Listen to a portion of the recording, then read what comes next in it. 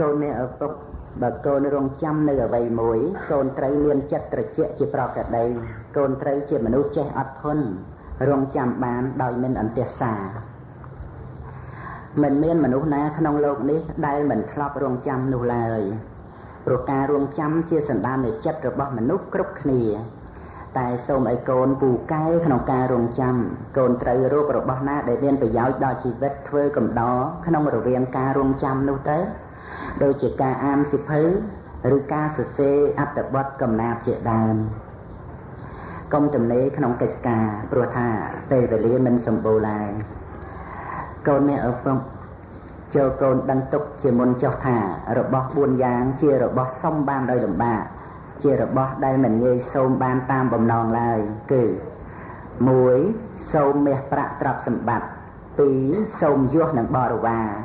3សូមការរស់នៅអស់កាលយូរអង្វែង4ក្រោយពីស្លាប់សូមឲ្យបានទៅកាន់សុគតិភពទាំង4នេះកូននេះឪពុកមិនត្រូវសូមពីអ្នកណាឡើយតែ